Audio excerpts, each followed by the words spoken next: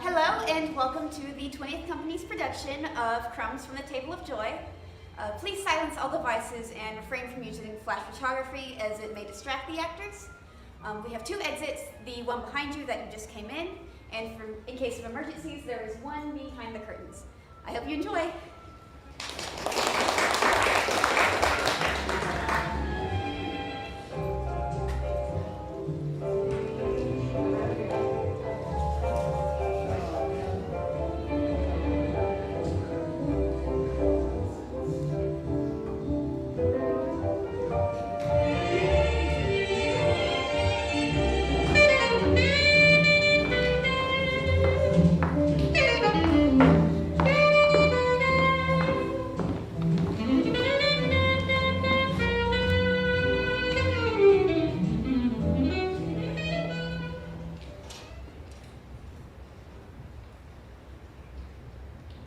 Death almost crippled my father, slipping away beneath the soles of his feet and taking away his ability to walk at will. Death made him wail like a god-awful banshee. Ah! Like the 1201 steamboat mooring. Ah! Death made strangers take hold of our hands and recount endless stories of Mama. At church, at work, strolling, laughing, eating, and of course, at that picnic where half the town fell ill to Cynthia Brower's infamous potato salad. Death made us nauseous with regret. It clipped Daddy's tongue and put his temper to rest. Made folks shuffle and bow their heads, but it wouldn't leave us be. Then, one day, it stopped, and we took the train north to New York City. Death brought us to Brooklyn. The Noah Strand stop on the A-line. A basement apartment. Kind of romantic, like Parisian artist lines. If Parisian means ugly. Daddy worked the late night shift at the bakery downtown. He'd leave exactly 2 hours after dinner, tip his hat to Father Divine, and then he'd return exactly 2 hours as he rides to go to school. And then we'd walk 14 blocks to school. Always thought of myself as being smart. Down home, smart bit, you got homework done. Not so much smart in Brooklyn. They purr me in a bathroom. So, the cows laughed at us the first day with our country braids and simple dresses my mommy had sewn. At least stay clean, which is more than I can say for your entire bags of rags. Our dresses were sewn with love, each stitch, but they couldn't appreciate it. So, Ermina fought. Like a wild animal, scratched and tore at their cashmere cardigans and matching pink skirts. She came home with a handful of greasy black hair stuffed in her pockets. Brooklyn, everything you'd ever need, not more than a few blocks away. Streets of jagged slates, and pennies in the crevices. I collected over 10 cents one day. Still, wasn't any place to live. Until I sat in the cinema. The Fox. Right smack between 2 white gals. Practically touching shoulders. And we all wept. Wept unabashedly. Watching our beautiful and wretched Joan Crawford's eyebrows and lips battle their way through 103 minutes of unadulterated drama. We could be tragic in Brooklyn.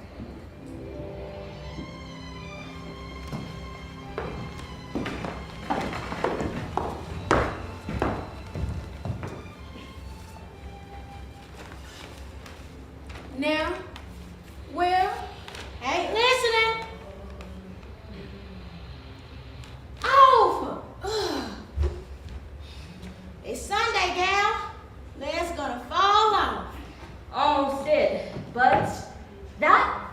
later.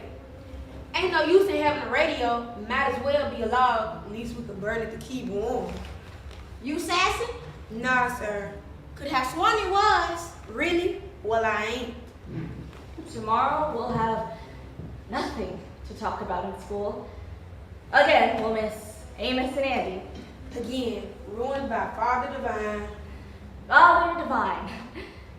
Ever since Mommy passed on, he stands between us and our enjoyment. Daddy discovered Father Divine when he was searching to cure the ailments of the heart, those terrible fits of mourning that set in. Father Divine, the great provider, sent his blessing via mail. And shortly thereafter, Daddy was cured. He vowed to move closer to the divine, to devote his waking hours to the righteous, divinely ordained God. Daddy thought Divine's peace mission was in Brooklyn because of a return address on a miracle elixir boasting to induce peace of mind.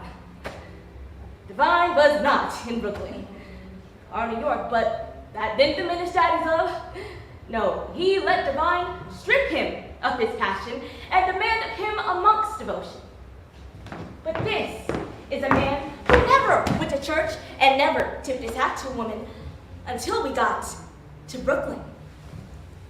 What would sweet father say if he knew that his rosebuds, on a Sunday no less, didn't have the strength or conviction to honor and respect his wishes? Daddy wanted us to wear the bead. Virtue, victory, and virginity. Yes, indeed. Peace and blessings. His words now for everything. Good, bad, indifferent. I ain't doing this because I like to. I'm doing this because I got to. Appreciation is like all other subtle things in life. It comes with age. Well, could we at least go up to the levees and listen to the radio? They said so. We'd appreciate this moment all the more. They's being polite. Going up to the white folks every chance you get, they don't think you don't got a proper home. They old. They don't think nothing. Oh, you guys now. You knows what they think. Nah, sir. Mr. Levy gives us a quarter on the Sabbath to turn on the lights, the stove, the radio, and of course, his smacking television. It's practically the size of a car. For real. They white people. They don't know any better than to spend their money on foolishness. There you have it. They white. With those two words, he can dismiss our wants, our hopes, our dreams, even the simplest pleasures. A white. And it doesn't matter that his divine has ran off and married himself a spotless white virgin despite marital vows. Yes, there'll always be that great divide between us and them. Divine was God, and God was liable to do as he pleased. But, you see, Daddy was just a poor colored man. From Pensacola. And I'm going out my way to make troubles an arm length way. I don't want to wind up like them Scottsboro boys. But you won't remember. Terrible mess. Terrible mess. Brooklyn evenings. Listening to Daddy weep. Missing Mommy. Staring at the radio. A radiola Mommy one. She guessed the number of marbles in a jar. 702. Daddy will win playing that number some years from now. Only number he'll ever play. Can hear Mrs. Levy upstairs, shifting back and forth from laughter in her rocking chair. Can hear the new television in the Reed Lairdy's apartment. We sit back and listen to all the white laughter. Seemed to us, only white people can laugh on Sunday. I almost forgot. Something in my pocket for my babies. Again, he's brought us off with cookies and shortcake. Love is candy, peanut butter, bagels, cinnamon buns, each cup. Well, maybe when I find me a better job, may be. Or maybe look at some television sets. I do want the best for my babies. Something better is always on the horizon.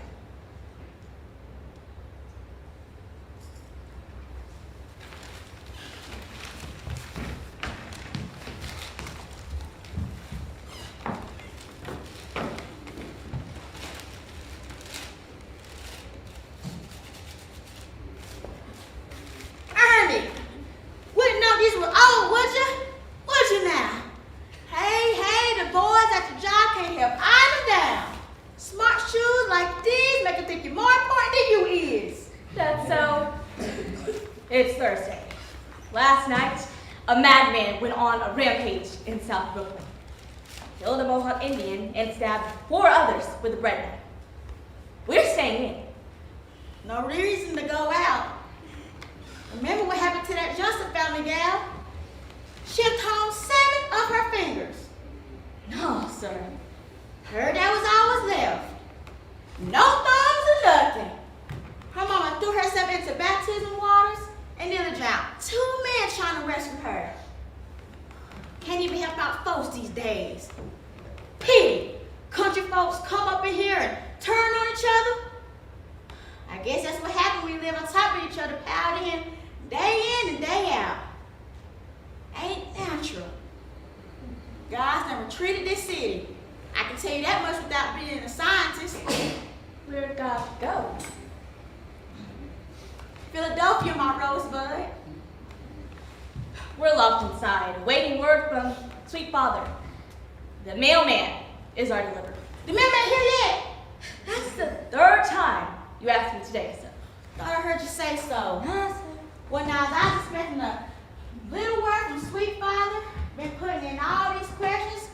It's only a matter of time before he answers. Peace will come. We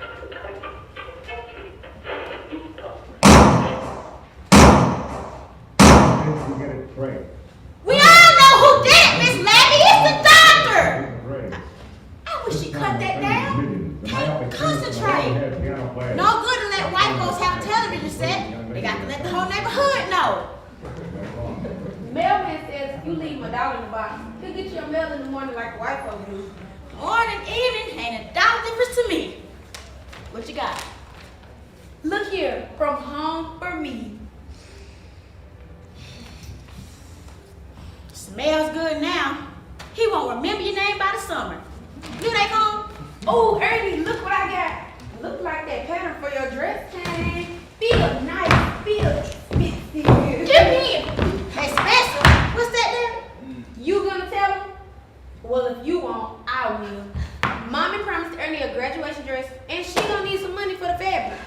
There, it been said. Ermina! You graduating?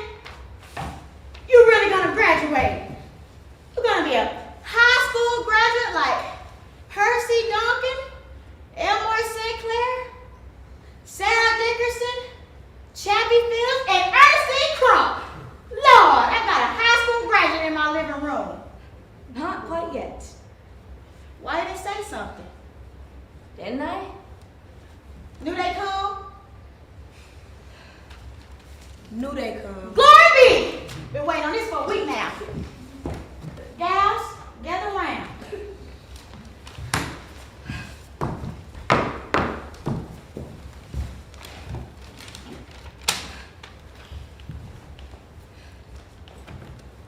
Peace angel. He called me a peace angel. Peace angel. You are the Blessed. Peace angel, you are one of the blessed. Your positive visualization has materialized into a response to your letter. Your honesty touched me. Strength. You speak of being a poor man, of being a colored man, being a man without prospects. You speak of Jim Crow. Courage. courage. We know that there are no differences between the races in this kingdom, and that segregation is the creation of the ignorant to punish those who are in touch with God. What's that there? Segregation is the creation of the ignorant to punish those who are in touch with God. That God, who is a living and vital force moving through you. Oh yes, go on, go on. Atone you who have escaped the hold of passion and other temptations that corrupt the purity of the spirit. Remember, celibacy, peace, and godliness are all that I ask of you. Abstain, alert. I have considered your request and decided to bestow upon one of my most devoted disciples beautiful names for your family. Names that God will immediately recognize and open up to a direct line of communication. All that said and done, I give you the names Godfrey Goodness. Godfrey Goodness. For your eldest, Darling Angel. And your baby, Devout Mary. Join us at the Holy Communion banquet. The kingdom awaits you. Remember, heed, virtue. Life is a feast, but unfortunately, food still costs money, and I know you won't let us starve. Peace and blessings, Father Divine, Philadelphia, Pennsylvania, United States of America. Well, ain't that beautiful? There, he speaks the truth from his mouth to our ears. Now I was gonna be called Miss Devout Mary. What's wrong with Ermina Crump? What kind of name is Devout? What sort of boy is gonna want to ask out a girl named Devout Mary? Well, you know where Sweet Father stands on that. Is he speaking for himself or Father Divine? Ain't always clear. I like being a Crump. Was just getting used to being a Crump. We are now part of his flock, and we're capable of entering his kingdom. Lord, this is about the best thing I've heard all day. Angels, this calls for a celebration. Get up, what are you waiting for? We going to the movies. At least I wish he'd said that. But he sat and counted his money until it was time to go to work. You ever have that feeling of floating out of your body and entering the Milky Way just as it's curdling?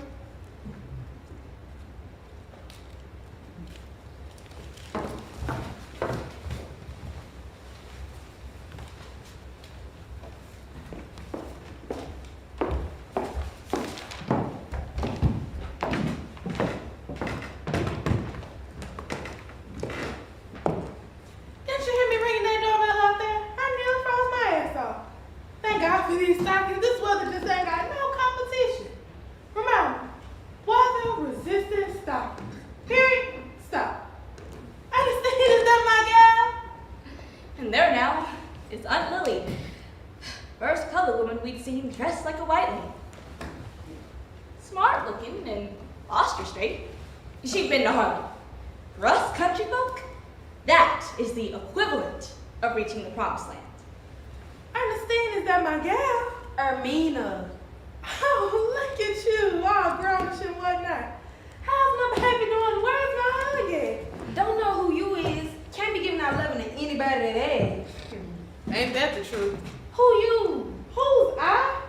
Precious? I'm your damn Lily's sister. Hey, guys, you ain't got no words for me. Sister Lily. Sister Lillian Green. Who else? Surprised to see your old country ass up here. But now she look good, Dad. I'll be damned. This here's your mama's sister. Remember? That's all right. Memories being made, so I won't hold it against y'all. Y'all, right? People get up north and get city on the word, y'all. Lord, I've gotten so used to seeing strangers, I barely know what a familiar face look like. Don't tell me a surprise. You look smart, Sister Lily. I used to follow my surprises when I moved down here to Brooklyn. I ain't surprised though. Please. Some pleasures you never stop looking forward to. That tongue still got a taste of honey. I ain't heard no word from you since, well, we tried to track you up there in Harlem. small town and your business a matter of public record?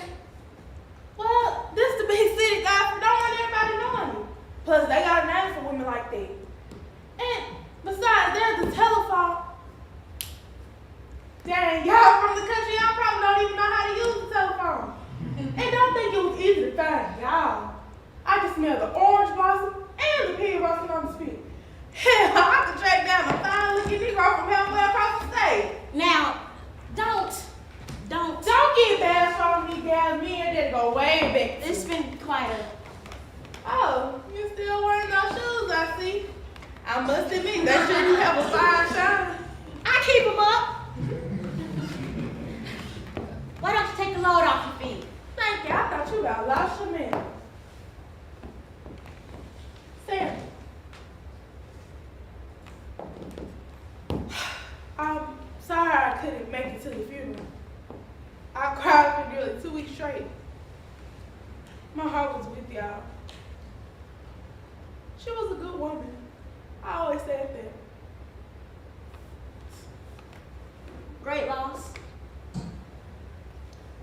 Darling, I told you about staring. Like my suit. I bought it on 5th Avenue. Sure did to spite those white gals. I hate how they telling us how we supposed to look good. It's my own little submersive mission to outdress them whenever I can. Envy is my secret weapon, baby. If you ain't learned nothing from your auntie, let it be there. So how come you ain't came over sooner? Well, you know how it gets. Thought you was lost up north selling books and whatnot. Was changing plans. Once they told me books and television had no future together, I became an etymologist. You don't say. Really? Yes, nearly broke my neck in the studies. Somebody had to break the barrier and let these white boys know what we say when we please.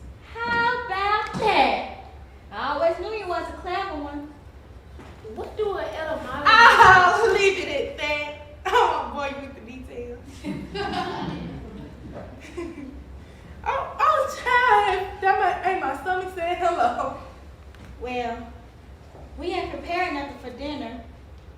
As a matter of fact, you our first visitor. Darling Angel, you got any fixings for sister? I'm sure I can find something, Daddy. Oh, child, I ain't that hungry. Don't go worry yourself. Whatever you got on me, Bob. Ernestine, don't you leave this here room without giving your auntie some sugar.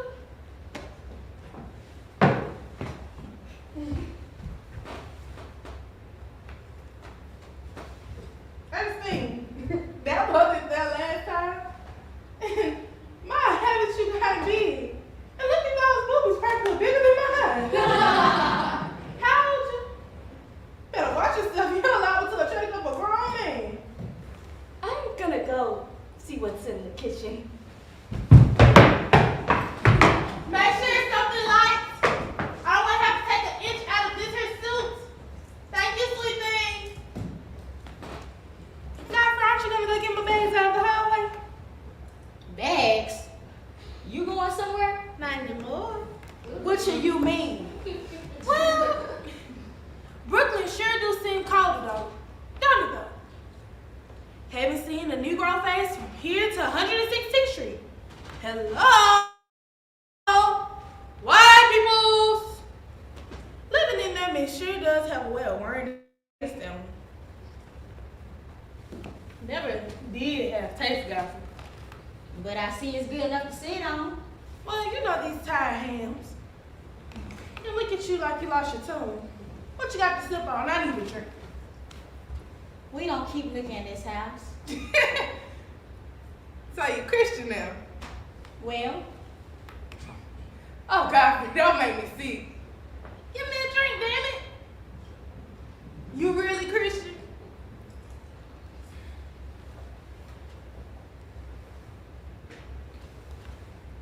Oh, I see. The peace mission, Father Divine. He's still alive around trying to play God. sweet father found me down there in Florida. And his word carried us up here. If it wasn't for him, I'd still be mourning over the biscuits in the nurse's kitchen if... I'm touched, Mr. Crump. Goodness. Goodness.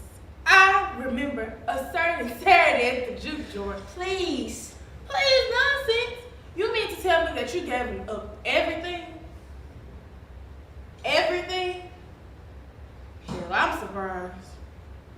Now we both been surprised. And you still up there fooling with. Go ahead and say it. Tell them won't fall out. The Communist Party amongst other things. And you find that funny. Well, I don't. And I suppose you're happy with what you have, which is a bit of nothing. I was just like you when I was young. A little pickaninny selling hotcakes to fishermen, stealing pennies from poor people. That's not a job, it's a chore. This might be New York, but this is still the basement. Those crackers don't want to share any bit of power with us. Red scare should be called black scare. I wish you wouldn't conigrate in front of the gal. You act like I'm saying dirty words. Worker, revolution, proletariat, there, Christian. This communism thing a bit frightening to this little one. Ain't no more framing the laws of Jim Crow. There, I said my piece. Go on. Cause talk like that, let's come here talking with the door behind you. You know something about that. Watch it. I told Nana I'll look after these babies. She don't think it's appropriate for a man to be alone with his 2 dogs that's Crumbs. Now, I've been underground nearly all day. Could I at least get a soda pop? I'll get it. Thank you, sweet thing. Precious thing. What you write down over there? Oh, nothing. Just questions I want to ask Sweet Father when he comes to New York for the Holy Communion. And I thought it was something interesting. You ain't changed a bit. Thank you. That ain't how I meant it. Oh, let's see what you got.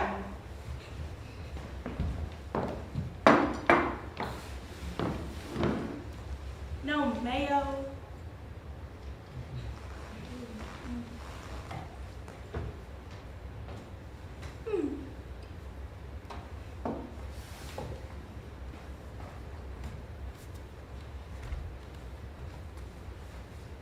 That hit the spot. Thank you, sweet thing. That's a nice thing of you to do at your age. How old are you? 15? You wanna know how I know that? Precious. Precious is what brought me up here. It runs deep through our African veins. Take note. Tell family story one day. Period. Stop. Ain't you pretty? She look just like Sandra, don't she? You think so? Back home, everybody say I look like my mother also. That's so.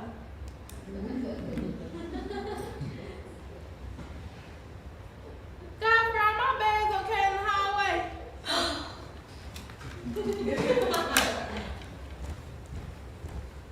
Really? My mama's sister.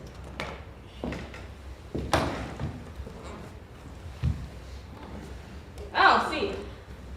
Well, I get that a lot. But yes, I am your mommy's sister. Take away this suit and there's still a bit of country left. What you got here anyways? My entire life. But when you put it in those terms, those bags don't seem so heavy now, do they now? I suppose you're gonna stay. Only if you insist.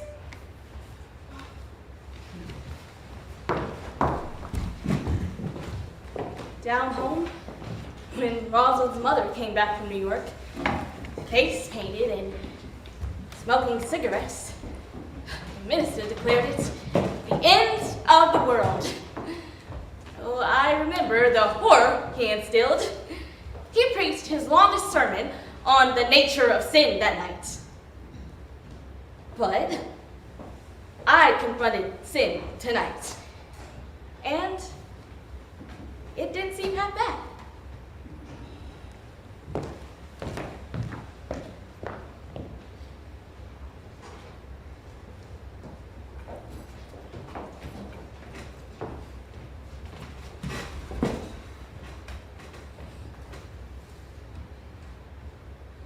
You place 2 single beds together, and suddenly they become big enough for 3.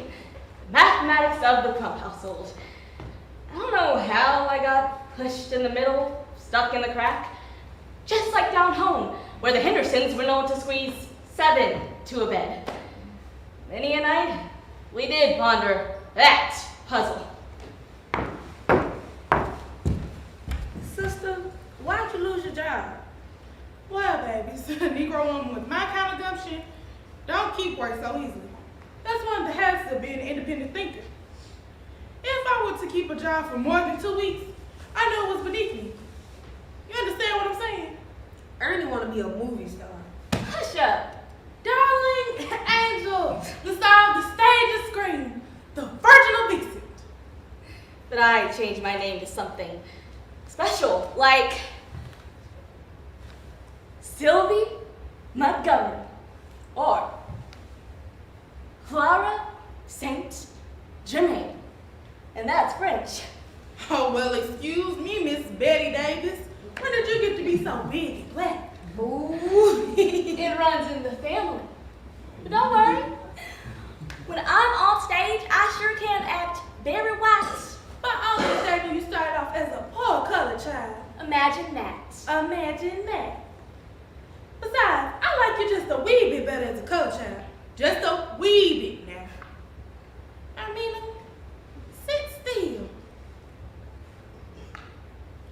A nappy head in this world might as well just be the white flag on surrender. She'd talk constantly about a revolution from the kitchen. I was always wondered when this revolution was going to begin. And would I have to leave school to fight by her side? We are at war, babies. You don't want to go to school with a scar across your forehead. You want them to think that your hair is naturally straight, that it flows in the wind. How are they going to think that? When I'm done with you, you're going to look just like a little Indian girl. Would this revolution pit Negro against white, rich against poor? And just how many would die? Hence, Jennifer Johnson. Jones. Wait, if that white lady movie star walked right through them doors, she wouldn't look no better than you or I. She'll look just like those white guys with their bad teeth and gutter ways.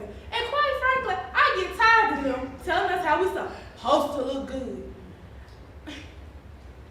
I can turn a man's head at any part of this country, hairpiece or not.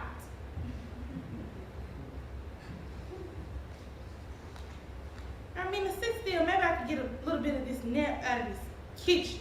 Ow! Just like Mommy used to do. Your mommy never could handle the hot comb. Bless her heart. Ow! You trying to kill me? Vanity is a weapon. I'm trying to make you beautiful enough to kill others. There's a difference. My hair's gonna smell like smoke. Hush up, it's good for it.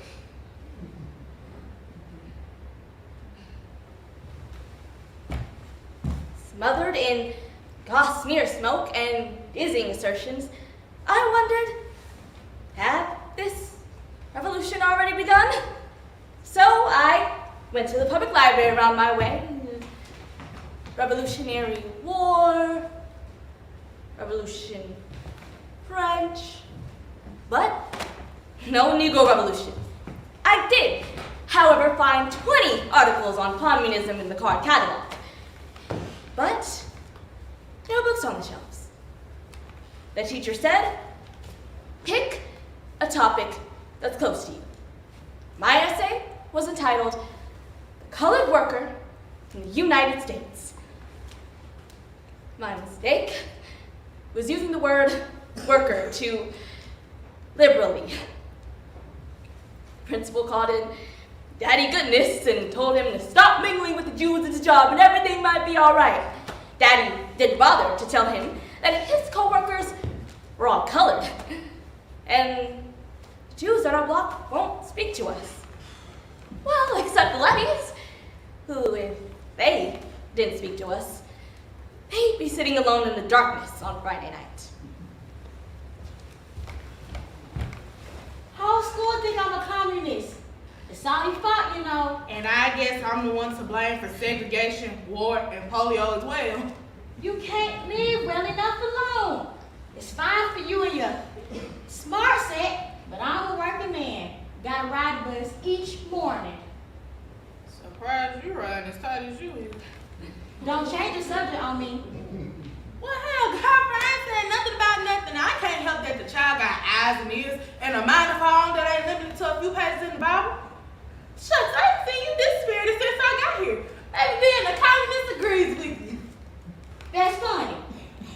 telling that to the fellas at work. Ain't none of them speaking to me. This is your doing. Got all that old bad magic rubbing off on us. Don't get superstitious on me. My little voice told me something like this would happen. That little voice got you wound too tight. Plus, have you even read it? Guys, I must admit, it's a good thing. Look, I don't care what it say. But it upset that white teacher. She seemed like a smart lady. Darling, you're gonna have to go up to that school and apologize. Why is that, Daddy? you gonna punish that child for having thoughts? Have you even read it? It's the third piece of writing. Look out for here. She gonna apologize. And I'm gonna tell you once, then I'm gonna leave it alone. We were doing just fine without your sort of learning. We don't want and we don't need it. What these gals need in this house is a woman's voice. That's what they need. Maybe you ain't the right woman. That's right. Go ahead and ask Father Divine what you should think.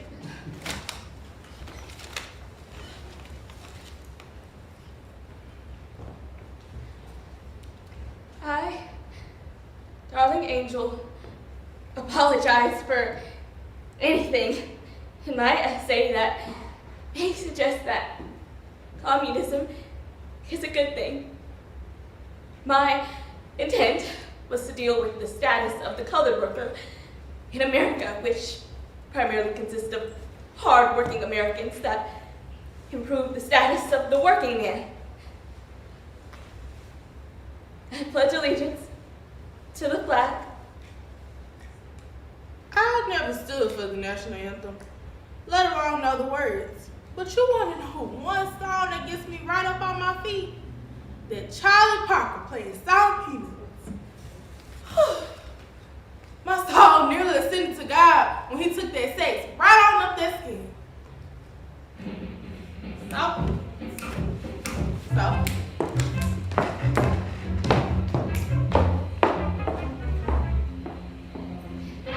Daddy had become a communist by inference. His fear of God replaced by fear of the government. But if he'd actually read the essay, then maybe he would have fought a little harder when he was passed over for the promotion down home.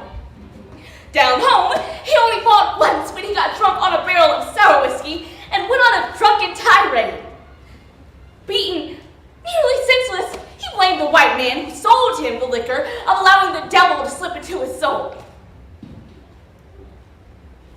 Mommy calmed his brow with witch hazel and rocked him into a gentle sleep. His anger, faint memory at rest.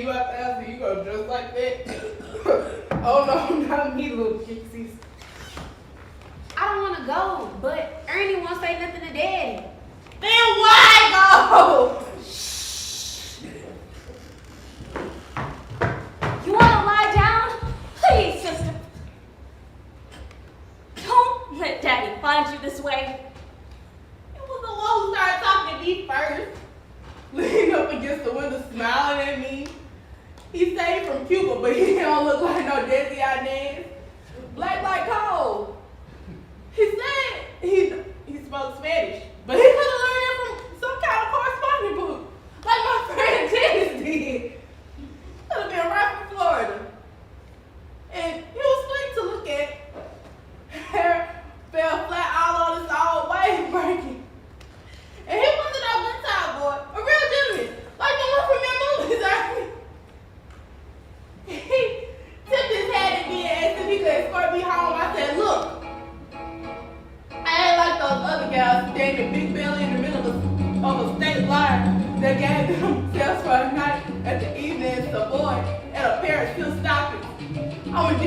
a woman. I'm a thinking woman.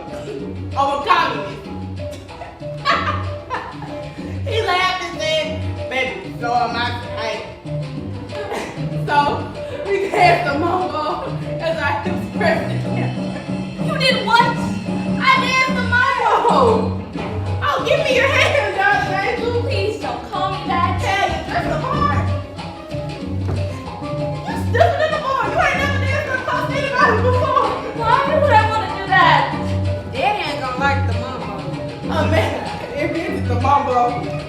What about me? I wanna do the mambo. That's just a surprise you ain't ready for yet. Plus, you ain't supposed to be up close to a man's private parts anyway. Been closer to a boy than Ernie ever been. You better not. Well, as the night went on, me and Papa danced the mambo as he whispered in my ear, Kelita, Kelita. How beautiful I was. How beautiful I was. I want to cry. I want to be dancing with Pumbo. He's slimmer and darker, like the man behind the counter at Lester's. Darling, devout, going outside. In the movies, Pumbo would have been a dashing young doctor rather than a fishmonger. Oh, He would nigga, ask Daddy for sister's hand in marriage. oh, nigga, don't start with me. Going outside.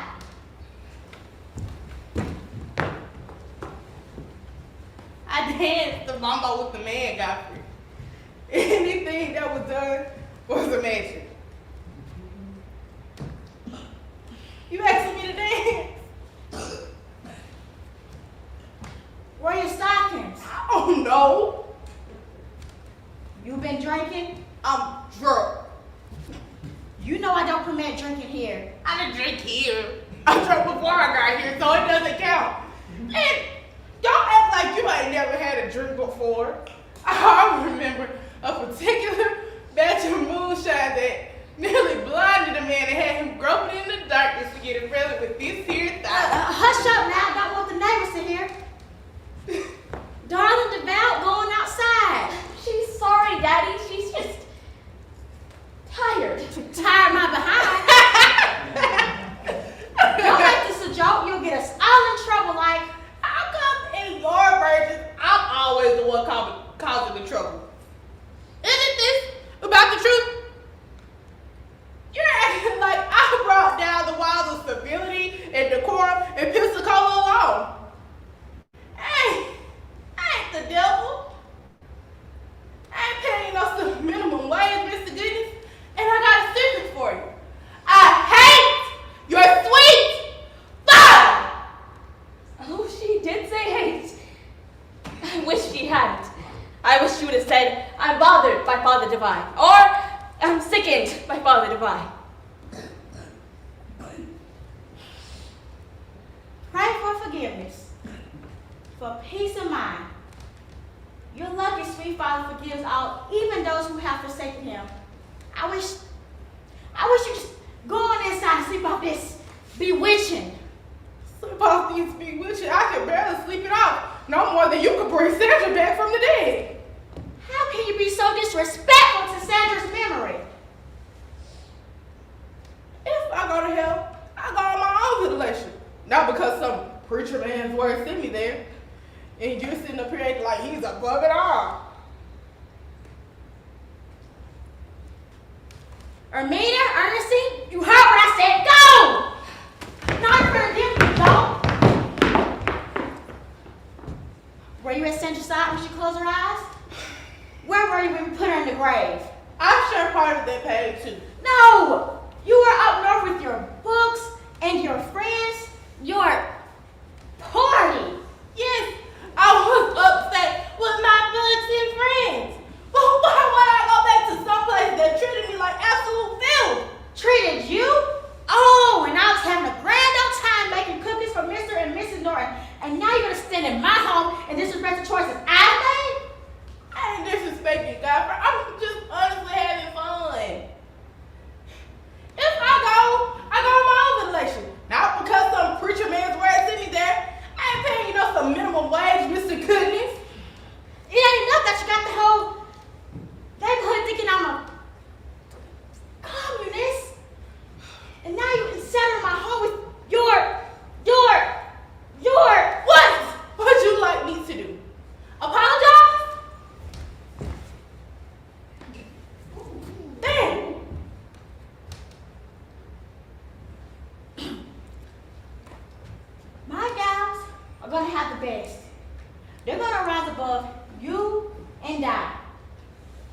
on my time clock, eating out of my icebox, sleeping under my roof. Father Divine is your leader. His word is grace. You don't like it, you can You can leave us at peace. I left Florida for a reason. I couldn't breathe, I couldn't think, I couldn't do nothing but go to work, make a dime, drink it all down on a Friday night. Then I found strength to make a change. May not be your change or revolution, oh, but it do feel that big to me. It soothes my pain, that's all I want right now. It's a goddess heard that I had to place these gals on the train out of their wooden doors and place them here in brick and concrete. And I think I deserve some respect, and you're trying me. You're trying me. Smell the liquor and the sweat, the jukebox swirling, the cats laughing, big sister on her stage hauling out her song. Go on, sing! But I ain't going there. Taste my lips puffing on a cubel, and talking down my ass. Feel my arms around a woman's waist, swaying to the beat. But I ain't there.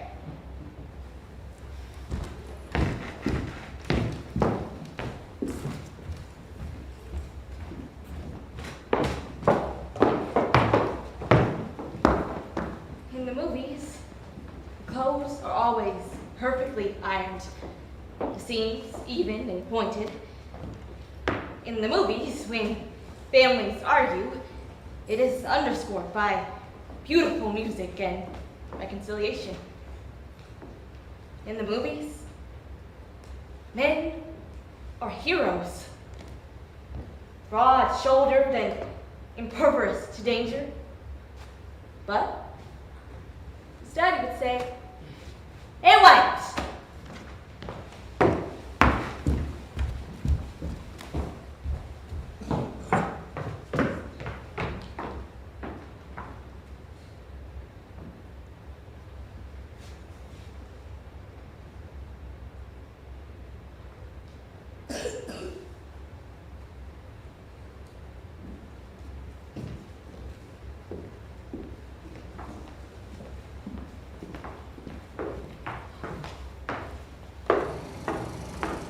So,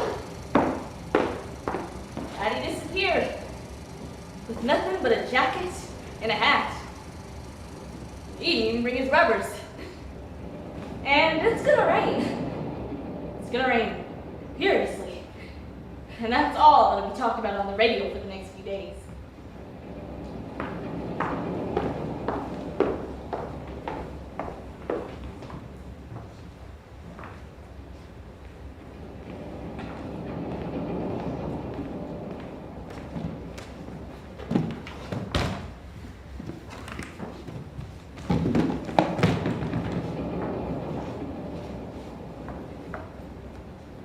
Is this the Bronx?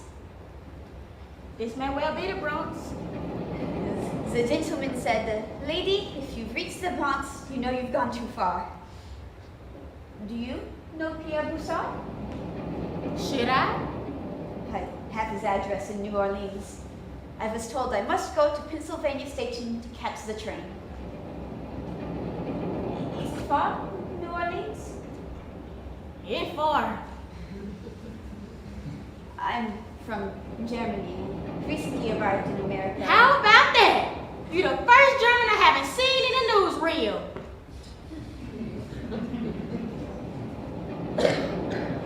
Do you mind if I talk with you? We talking already. I suppose we are. You trying to get me in trouble? Have I said something wrong? Sugar on, sister. I ain't one of those uptown cats. I ain't one of those adventurous color fellas. I'm a family man.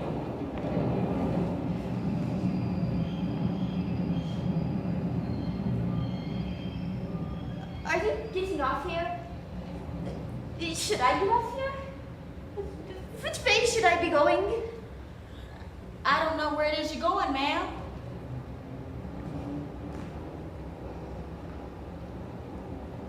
Are you all right? No. You want a cookie? Thank you.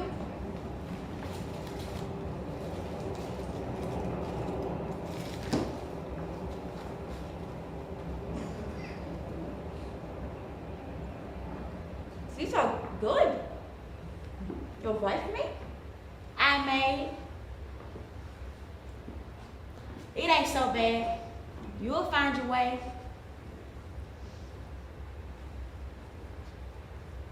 You're not getting off yet, are you? Not yet. Good. Looks like you got the whole world here.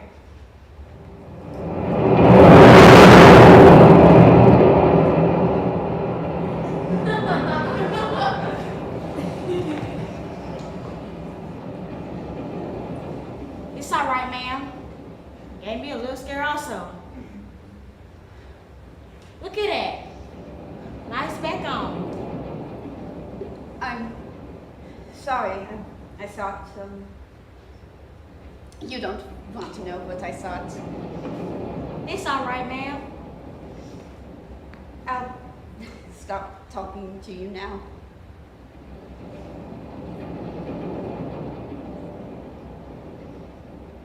Please, may I have another cookie? You hungry? Well, down at the peace mission, I think I'm headed that way now. They'll feed you if you're hungry. Could I follow you? I'm sorry, I shouldn't have asked. If you like. It's not like we'll be going there together. My name is Gerda Schulte. Godfrey Goodness. I'm so glad you spoke to me. Look at that. Looks like we're looking for the same place after all.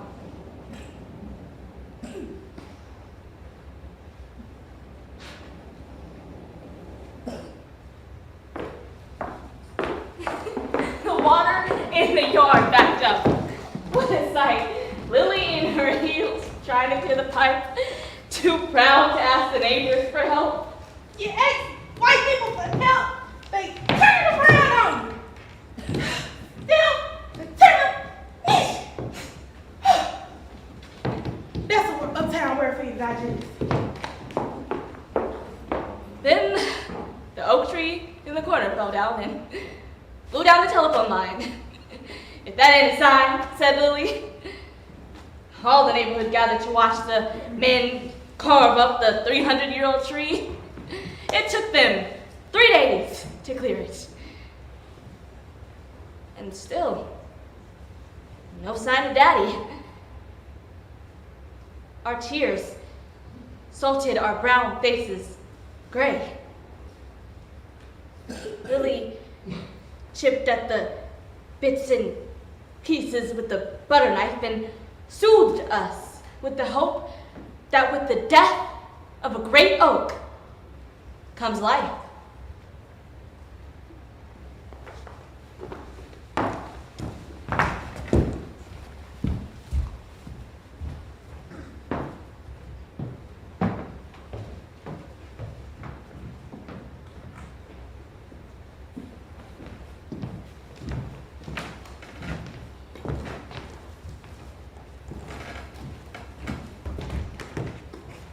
I got something in my pocket for my babies.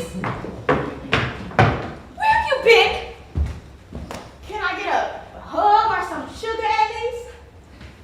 I don't know. What about you, Devout?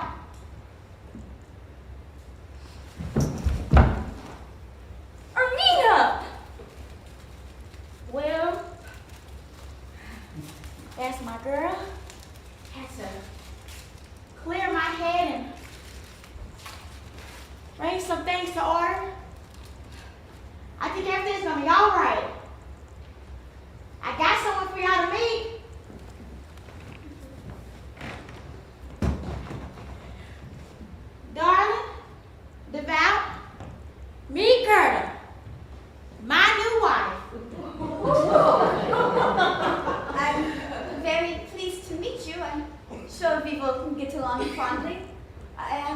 charming stories about you both. Devout you are, as pretty as your father says, and darling, congratulations are in order for completing your studies this coming summer.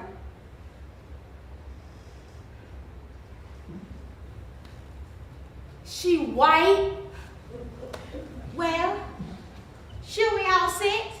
Why? She won't be white if we sit down?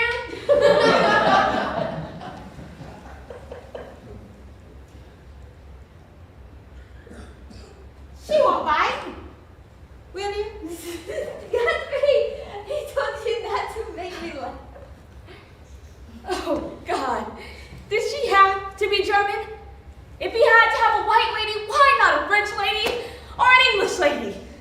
Like demure Olivia de Havilland. But there she is. A cold, bitter whore like Marlena Dietrich. She might as well be wearing a satin tuxedo and blowing smoke in our faces. Well, aren't you gonna say something? You drunk? You all right? Don't just stand here looking foolish. Say something. Huh? Darling, take her hand. Mm-hmm.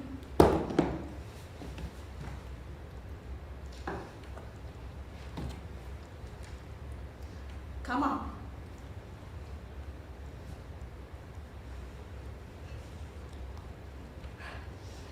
No, Mommy wouldn't like this one bit. No, Mommy ain't even been dead a year yet. I'm sorry. I lost my mother when I was young. I don't want you here! Don't say that, darling.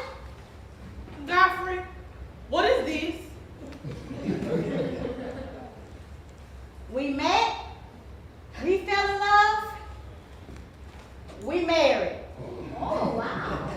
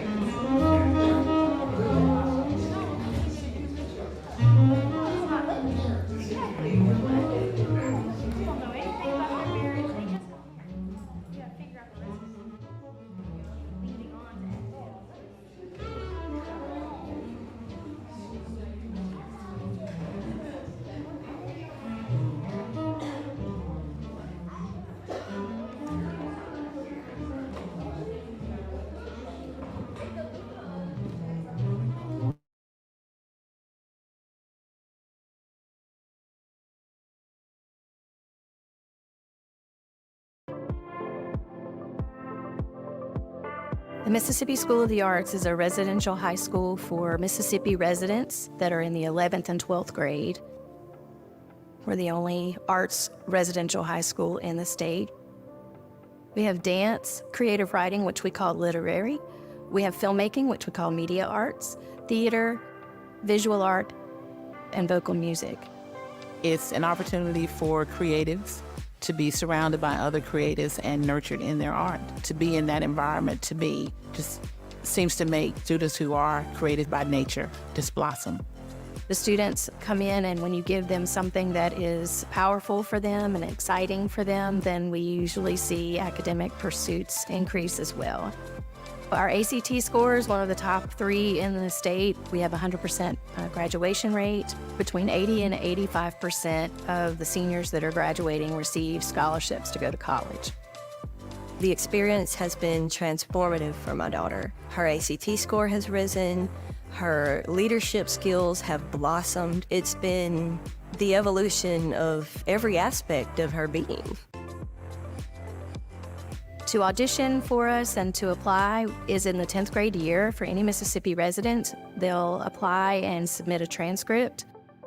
And then they start in their 11th and 12th grade years. It's a 2-year program of study, and when the students leave here, they are well ahead of their peers in college as well as any arts programs. I'm a parent who I wanted to prepare my students for what was ahead. MSA is a huge baby step, if you will, in terms of the opportunity to be in a residential setting similar to a college. The school talks very heavily in terms of what they offer for both security and safety while students are here on campus. For me, I was all in. It's really important to us that our students feel like they are part of a family here. And so we have a really rich experience for the students when they're here, not only on our campus, but off campus as well. I would encourage parents to think about the growth of their child and what's best in their interest. It could not, for us, have been a better place to start. We really want MSA not to be the peak of their life. We want it to be the beginning of a major journey that they're going to be successful and find happiness and fulfillment in.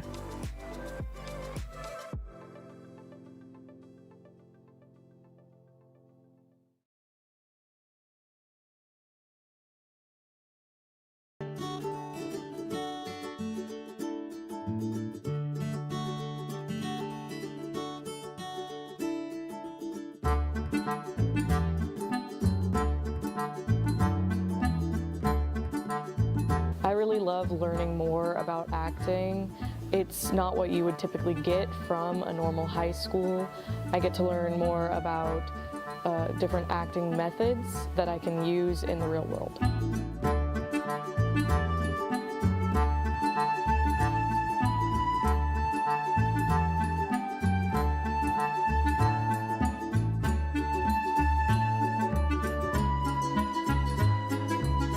Acting has always been something I've wanted to do, but being here helps me prepare for the real world. We get to actually learn from our mistakes. We get to embrace when it comes down to learning and time management. I feel like I'm actually really prepared.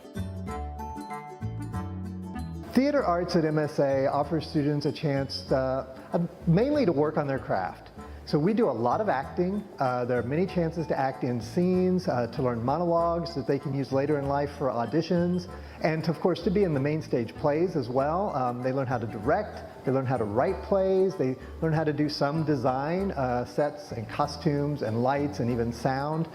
But on top of that, it prepares them for a theater discipline at college or university. A lot of the things I teach here is preparation for the kinds of classes that they'll get if they become a theater major in college or university.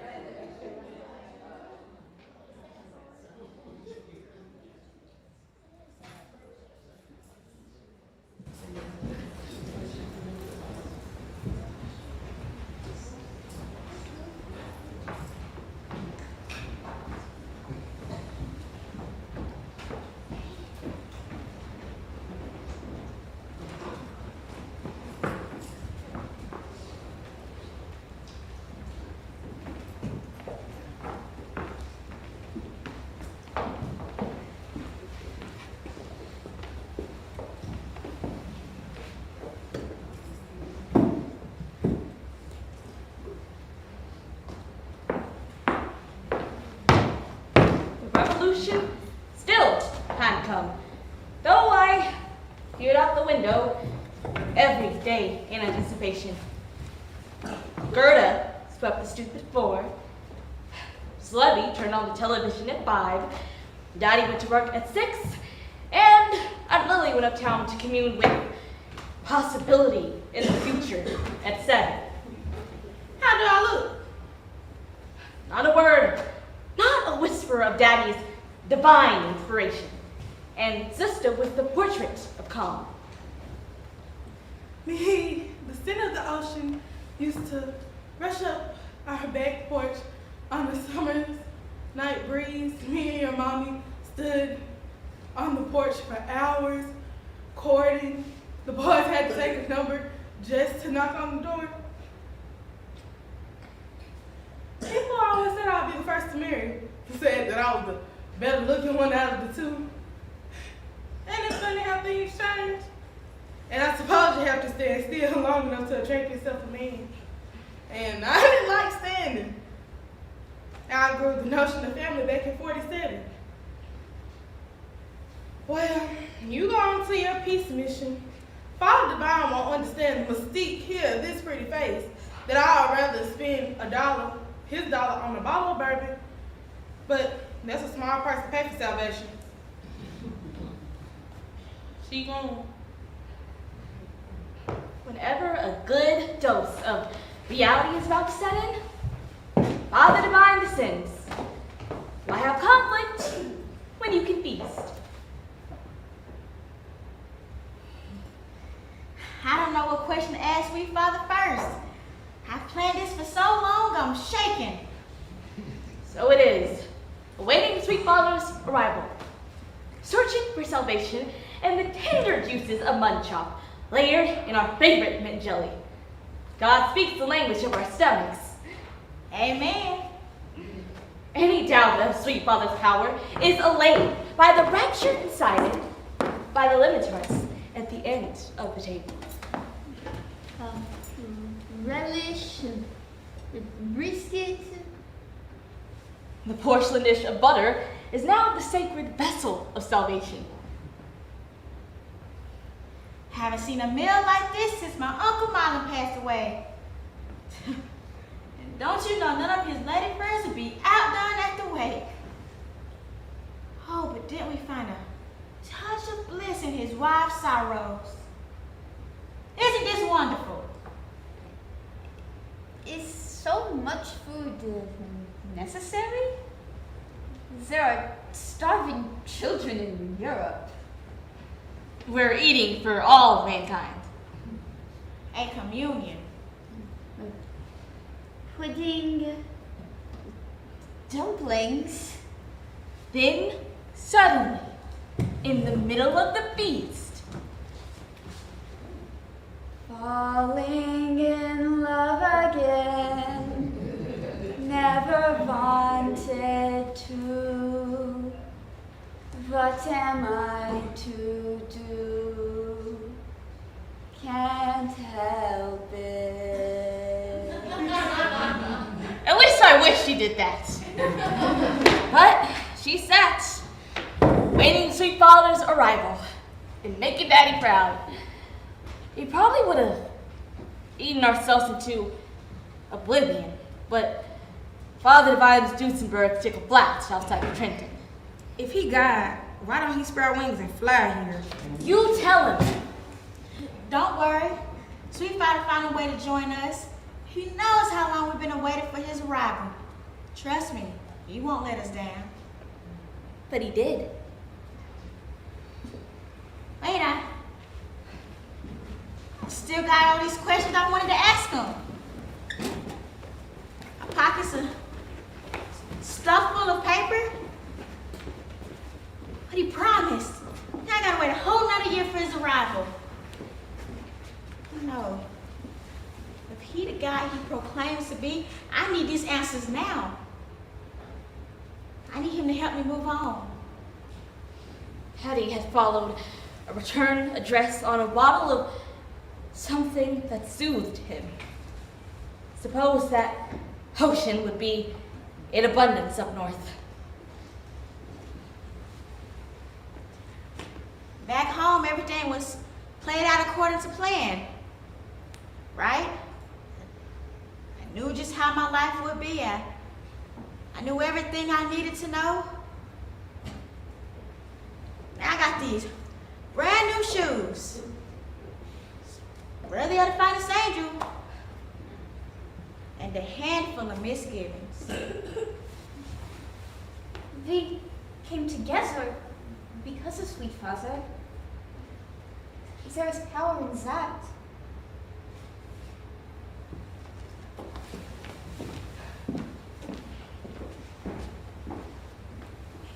But I've been to Speaker's Corner. There are half a dozen messiahs waiting to replace him. Not God. Imagine.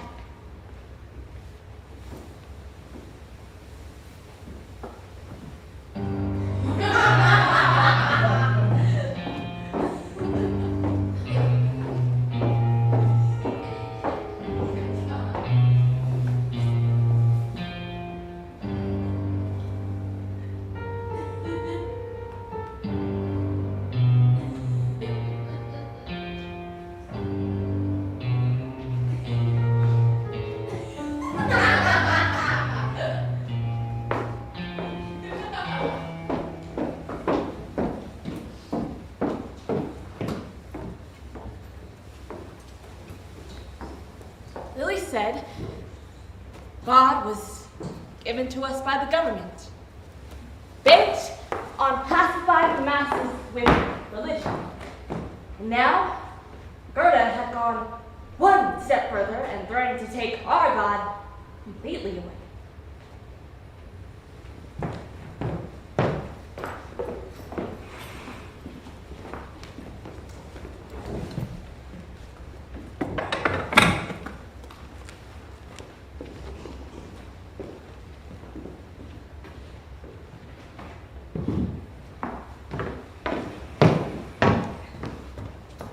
Cat, hip jive, cool baby, dip dive, D-dap, D-dop, bebop, bebop. Give me some skin, baby. Far out, sweet daddy. Hang tight, hang loose, dig this out of sight. You're blowing my mind. Everything is copacetic. The most gun is funky. Mina is discovering the language of the city. Back off, Ernie. Your vibe ain't happening. Gerda had driven her to hopeless popularity. Victory and virtue. The third beat got lost. Somewhere along with Father Divine's Stutzenberg. Hush up, Ernie. Don't want the boys to think we too chummy. Finally green light down home. We're supposed to be at the market, but we're in Bower Park. The teenagers are arranged in clusters by blocks. Brogan Street is right by the fountain, and Kingston Avenue is huddled by the park entrance. And it's just me and Ramina Dean, being we're the only colored people on that block. Don't run off, you hear? Ain't supposed to be talking to no boys. Oh, Ernie, maybe if it wasn't so prissy, a boy might give you a smile or something. Why don't you run off to the pictures? You're cramping my space.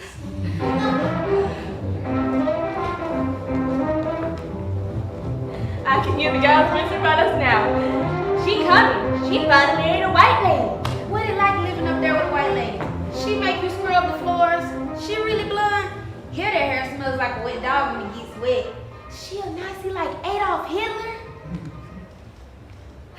The only reason they bother to talk to me is to ask about Gerda. Leave us alone. It ain't our fault she white. Well, it's a warm day at least. Perfect for celebration. Somebody got a new car radio. Can listen to hip songs for a change. Ooh, Ernie, I got me 4 invitations to the dance. I don't know which to choose. It's so hard. Daddy ain't gonna let you go no how. What about that boy over there? He father run a funeral home up on St. John's. He don't look like nothing. He look like money. Plenty good enough for me. Hold on. He ain't even looking over here. Shucks, he looking. Ooh, I'm telling Daddy. He told me to watch you. Watch who? Who was watching when he ran off and married himself a white lady? what? I do believe Mommy's scratching to get out of her grave. I can hear her nails breaking away. I wouldn't blame her half a bit if she started a good old-fashioned hunt. Ooh, you taking Mommy's name in vain. Hush, I ain't listening to you no how. Little Miss Sassy, what's wrong with you? Nothing. I'll tell you something though. If I had me $20, I'll get Randolph's cousin who's in prison to break you-know-who's leg, like they done that boy over on Park Place. That way, she get scared and go away. They done what? See, if you just sit in the house and you're behind all day, you know. Where, yo. No. I hate it here. Nothing seems like it should be. It ain't normal for a white lady to be living in a house full of color folks. She don't even cook right.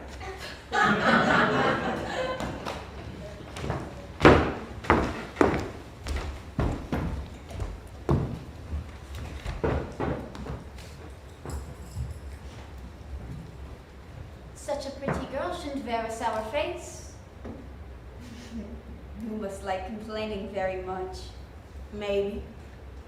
Was you one of them Jew-hating Germans, them Nazis? What kind of a question is that? I don't know. Seemed direct. That's ridiculous. What do you think? Who put those ideas in your head? Mrs. Levy said. Mrs. Levy's an old woman. You think I can bear Mrs. Levy's whisperings? Her grinder is from the same town as my father. He married a Jewess. Mrs. Levy trusts him with her finest cutlery. Well, she said. As long as there's rent in the envelope, my business is not hers. Well, where you going? I'm gonna go sit on the stoop and get some fresh air. Someone's a little too sneaky.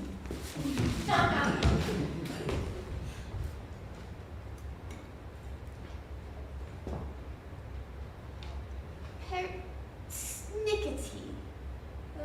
What is this word? I mean, persnickety. Ernestine. Yes, ma'am? Why don't you ever speak to me? I don't know. It makes me uncomfortable for both of us to be here and no one says anything. Why don't you go outside with some readers then? You have friends, don't you, Ernie? No, ma'am. What do you like to do for fun? I like to go to the pictures. Well, me too. I like to go to the pictures with Sister because she's always got something wise to say. Maybe we could go together someday. Your father thinks we are similar. We both like the pictures, yes? No, ma'am. Why not? Kids at school would talk. I see.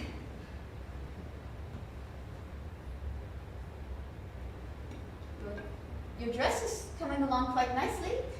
I like the lace around the collar where the stitching is crooked. Crooked? My mother could make the most perfect seams. Almost like a machine. If you want my help, I'm not much of a seamstress. In the newsreels, the Germans always wore the ragged faces of our enemy.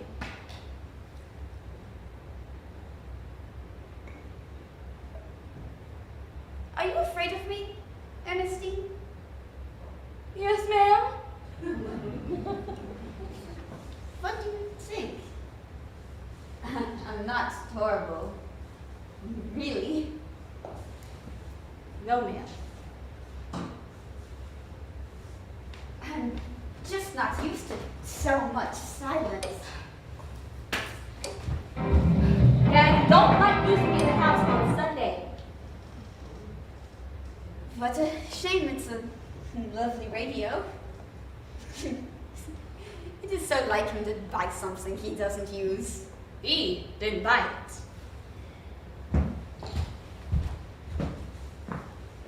When I was growing up, there was always music in the house.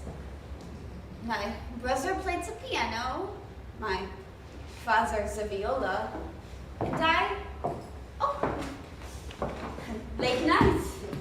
We've missed you around here. How goes we? What do you mean? How are you feeling? Stop studying. And I thought you were asking some deep German question. Glad to see you are feeling better.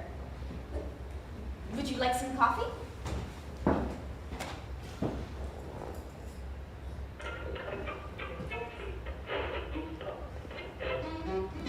Listen to that. Smooth, huh? Deep. He takes a melody that we've heard 100 times before and makes it something completely different. It is wonderful. I like this music very much. I used to hear this colored musician play jazz in Berlin before the war. Do you know Pierre Bouchard? No. He said he was quite famous in America, but they also existed German girls. He plays the saxophone beautifully. He was a colored man. You said that. When I was growing up, I thought all colored people were either jazz musicians or laborers. Didn't know. I grew up in a small town about 70 kilometers from Berlin. I could tell you the name of every man, woman, and child who lives there. Ask me and I could tell you exactly. I was 17, your age, when I first used a proper toilet. Yeah. In Berlin, I tasted tobacco and whiskey. Yeah. And listened to insane music, as my father called it. Caution abandoned. And imagine hearing the Negro voice for the first time on a recording. Oh, it was brilliant. It felt freeing to know that someone so far away could give musical shape to my feelings. I wanted to visit America and see the people who make this music. Go west, some pictures, same dreams everyone has. Yeah. I thought I was as pretty as the girls in the pictures. Stupid. It was wonderful. At least for a while, but then the war and things happen just as soon as you're finding yourself. But Godfrey doesn't like. Hell, Godfrey don't like nothing he can't control. Godfrey don't even like the sound of falling rain. Don't you ever just want to crumble up his hat or scuffle up his shoes? I like that he comes home every day at the same time smelling of sweets. I like that he dresses so finely to go and bake bread. Well, I'm glad somebody does. Want a drink, Gertie? No, thank you. I refrain out of respect for the time of day. What do you mean? It's 3 o'clock in the afternoon. Bars are going been open for 3 hours. I don't usually do this, but I've been nervous as of late. Just how is your revolution? Working hard? You're spending a lot of time at the headquarters in Harlem. Where is it exactly? Lynn Nottage. That's right, Enochs Avenue. I haven't heard you mention it recently. Yeah, you ain't really said much. Because it's liable to end up in one of your essays. You have too much imagination to keep a simple secret. Godfrey mentioned you were looking for work. I saw a sign for an agency on Nostron. If you want, I can write down their address when I pass. I know that, but nobody wants to hire a smart, intelligent Negro woman. Besides, I ain't gonna be nobody's maid. Too many generations have sacrificed their souls in pursuit of the perfect shine. My mother used to get dressed every day, whether she had some place to go to or not. Even after she fell ill, she'd still get dressed as if the ritual could ward off the inevitable. I keep that in mind.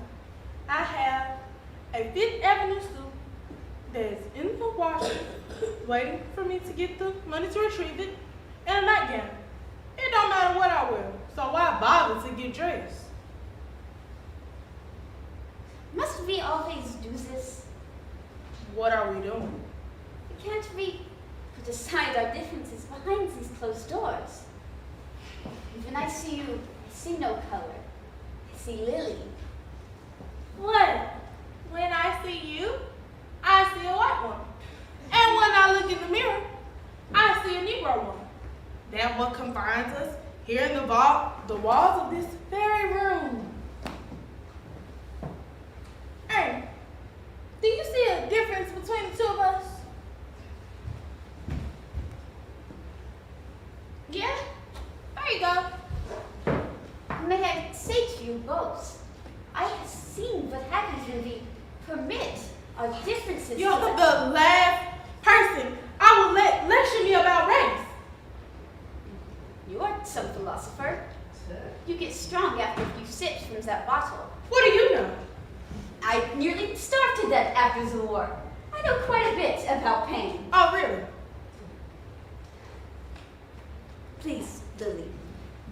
I don't want to do this. Oh, Ernestine, darling, could you fetch me the salt?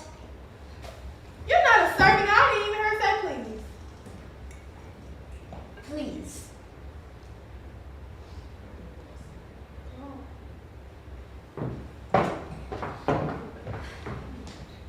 Why must you always rearrange my intentions? You mean reinterpret? Yes.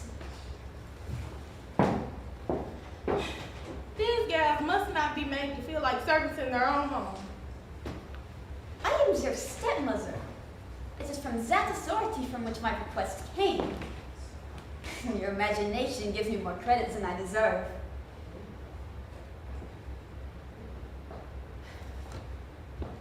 How long can you slip coins out of Godfrey's pockets or sell off bits of your clothing? I know how much that suit meant to you. I know because I've sold off things of my own. Well, tell me this. What runs through the mind of a man that won't even touch his own wife? What's he running from? We've asked each other no questions, and if his sweet father does not permit us to lie as man and wife, then I accept that. I love Godfrey. Love? A man that shines his own shoes more than he talks to his own family? Yes. Well, I know God. And I know Godfrey. Did I offend you, Ernestine? No, ma'am. Don't call me ma'am. It makes me uncomfortable. Yes, ma'am.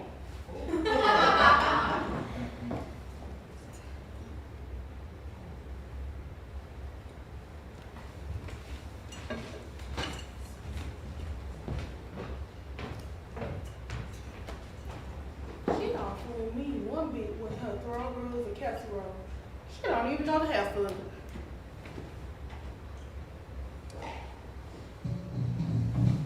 Listen to that, Amy. That's ours. We used to live community together in African villages. And when conflict arose, we settled our difference with music, like bebop. We created our own way of survival.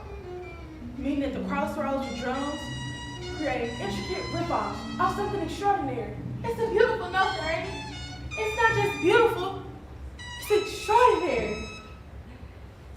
At least, I wish she'd said that.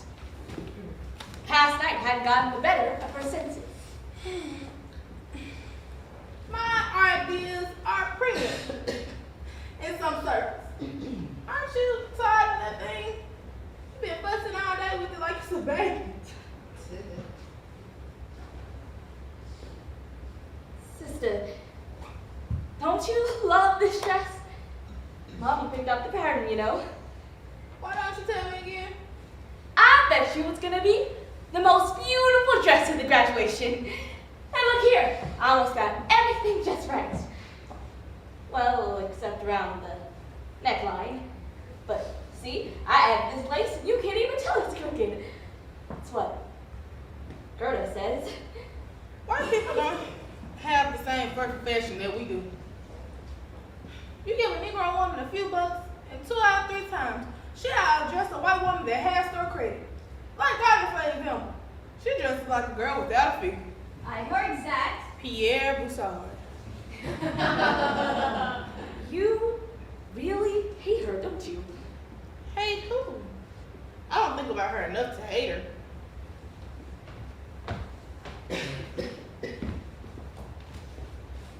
Sister, I think it may be nice to have some lace around the sleeves. You know, so it matches. Lace is a lovely touch.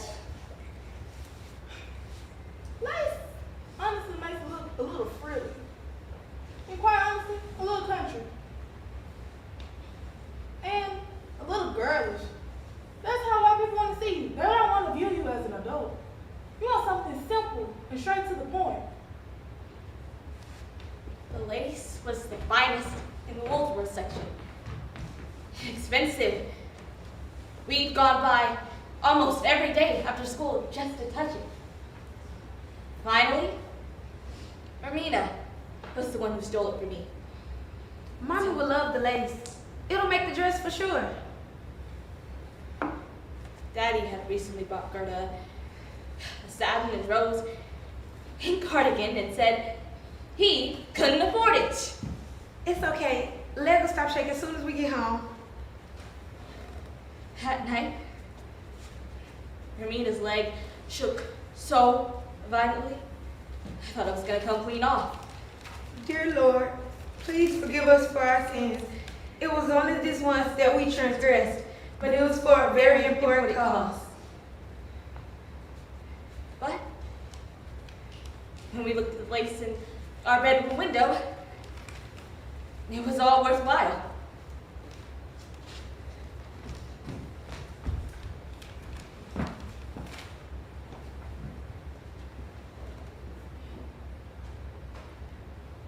Lace is a hobby for those convalescent and widows. What would you have me do? So, the neck line's a little crooked. Y'all gonna wear it once, then that's it. I'm gonna graduate in it. I'll be grown. So, you're gonna be ready to walk out that door and get a job or get married? The only time you walk out that door is if the milk is sour or you're gonna go see one of those stupid picture shows. Ain't stupid. And I'm no more afraid to walk out that door than you are to get a real job. Okay, well, who's gonna open up the door to you? Oh, I forgot. You're gonna be wearing a white dress with or without the V. Oh. You're the one that said looking good was half the battle. Did I? I don't like the way that bottle got you talking. Why are you getting on me, sister? I worked so hard on this dress. And you think the only important thing is your uptown policies. You may have more heart and spirit than I do, but some of us are struggling with simple things. Some of us are struggling with things like graduating high school. All I'm saying, it won't hurt you to get out a little bit more, Ernie. There! You happy? The world gives nothing, Ernie. It takes.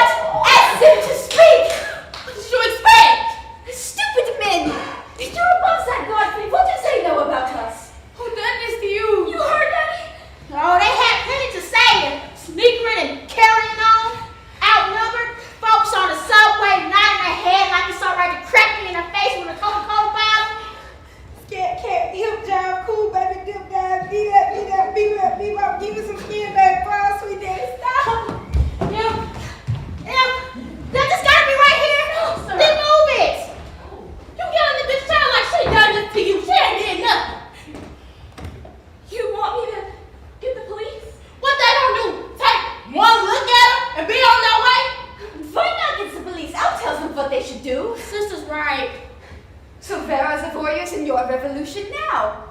Why don't they help us? How are we supposed to lead our lives if we can't go out for a picture show on a Saturday night? Welcome to our world, Miss Ava. You ain't supposed to. Period. Stop. I thought you knew about all this from being in Germany and all. They messed with the wrong man. His head has been knocked over half a dozen times, but I gotta get mine to go right back out there. Why won't they leave us alone? What did we do? We were just sitting there going to some pictures. We were just sitting there. I hate you! You did this! I hate you! Don't say that, darling. Your head. You need ice. I'll get. I hate to have to explain to these babies what happened to their dad.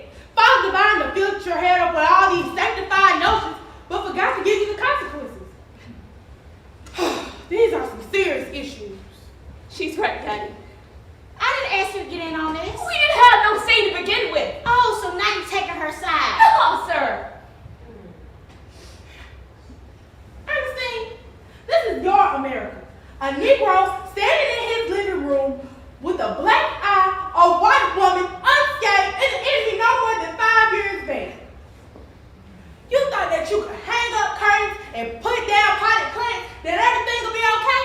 You really thought that you could marry a white woman and get into the kingdom of heaven, didn't you? I'm sorry I can't meet your high expectations. I'm sorry I can't uplift the race. Perhaps you should find better company. You asked me to leave. He's not asking that, sister. Are you? Sister, no one wants you to leave. I'm asking him. I'm not gonna give up my needs for yours. Hell, what are my needs, Godfrey? They're so basic, I'm surprised that you'll even make the sacrifice. Sandra left me with half a dozen undarned socks, 2 gowns that are practically women. The only meaning I had was to bring home jars for jam. I ain't good enough for you, Godfrey. You plenty good. Then why I ain't the one laying in your bed? You'd rather be some stupid ass to somebody on the subway than love with me? You a communist. You Trouble's guy. And Miss Ava ain't. We on 2 different roads, Lily. Where you going? Remember the night in Pensacola before? Darling, you alright? I keep telling you I ain't that man. You insult my wife. You insult me. All because you got these big ideas about the race and how we don't fit your picture. Daddy, not now. And now you got my children taking up your lead. I'm sorry for what happened to you and Gerda, but I won't apologize for who I am. Every day in this apartment, you make me and the guys feel like we got to. You have them buried right alongside Sandra. Hell, I done let the memory carry me this far, but even that ran out of fuel. Where's my apology, Godfrey? Where's my apology for all the wrongs done to me?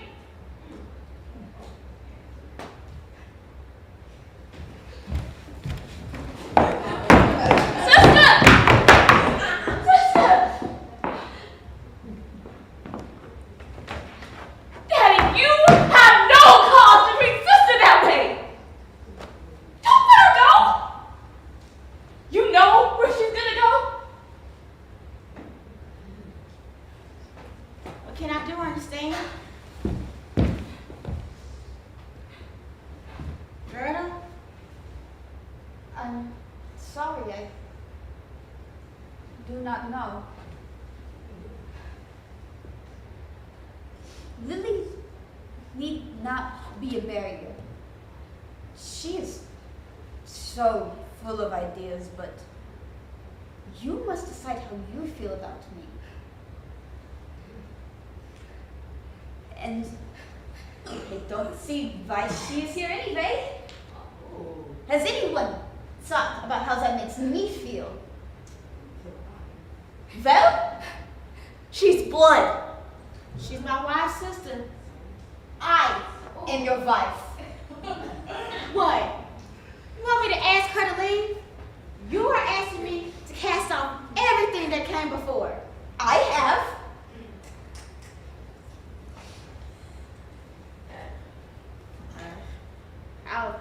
I'll make a note to speak to her later. Stop! You assembled lists that run miles. There's an entire closet dedicated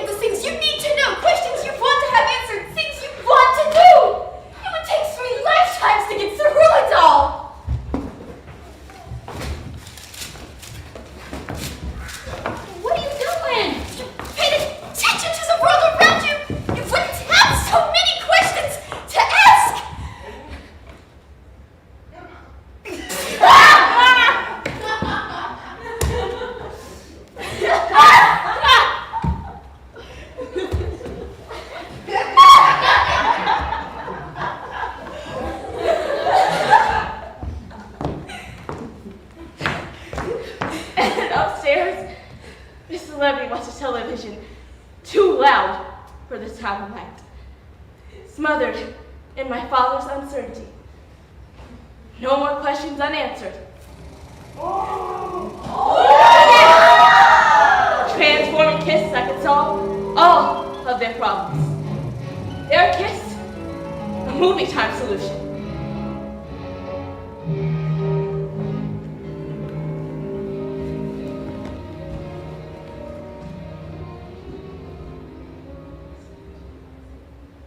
Now make a decision.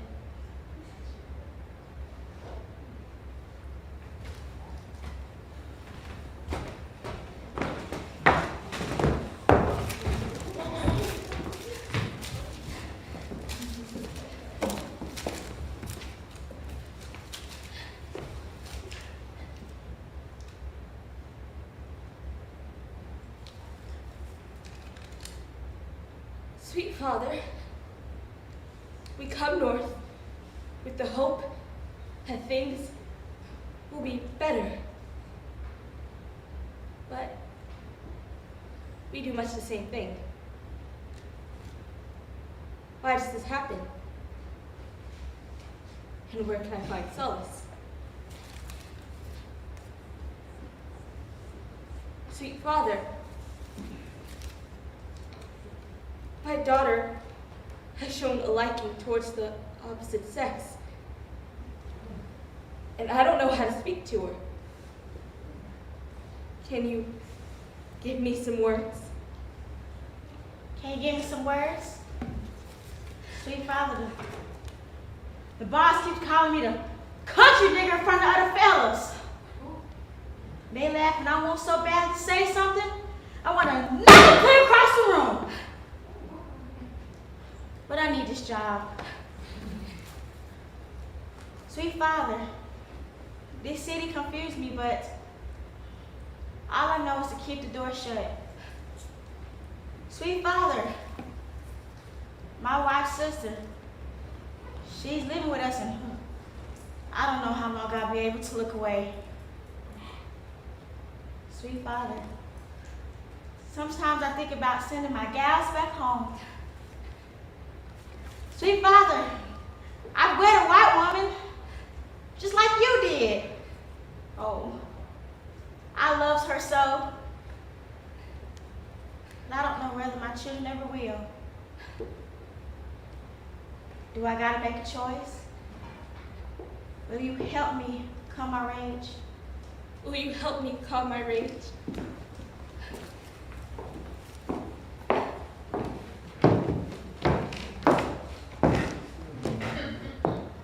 What happened here? Daddy's questions. I didn't know whether you were gonna come back. Well, I've been invited upstate New York, Albany area. They noticed that I am an expert on the plight of the Negro woman. I know you got important things to do, sister. That's my problem. I have too many things to do. Never have the luxury of staying in one place. You lucky, sister. Hey, you're the one who's gonna be graduating in a few days. Gonna be wearing that white dress, marching down that aisle, grabbing that diploma. I'm scared, sister.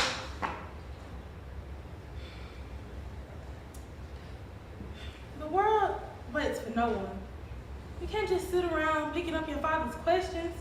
Let him do that on his own. May I? To have a taste?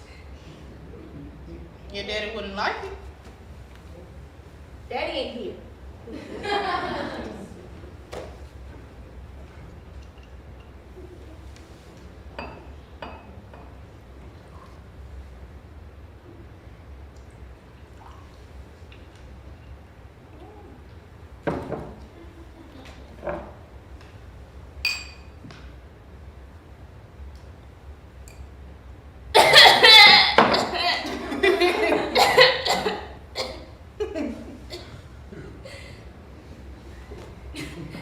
Mommy used to sit with us every evening, and we'd talk about what we'd done during the day.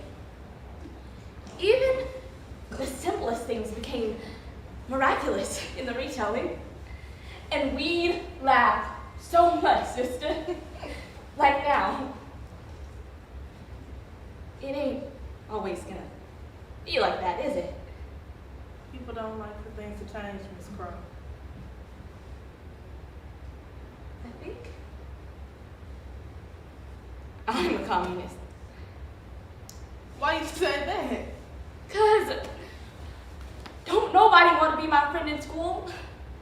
Can I join your revolution? That way, folks heed when I walk into a room. Ernestine, I was just like you when I got here. Clothes so warm, people wouldn't even give me the time of day. My bags were full of country. People got teary-eyed as I walked past. It was the year that the white folks burnt down Old Johnson. We were sitting in Reverend Duncan's church as he preached on the evils of Jim Crow for the umpteenth time, as though those words alone could purge a demon. He whipped us up into a terrible frenzy that nearly wore us out. I like to say I caught the spirit, but instead I spoke my mind. A few miscalculated words. Do you know what a miscalculation is? Well, it's saying y'all easy-headed Negroes ain't satisfied with what you got. Go down to City Hall and demand you some respect. Well, those words coming from a poor colored child mean that you are morally corrupt.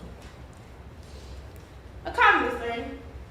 It wasn't just the stairs and the crackers that drove me up north. It was people from our very own persuasion.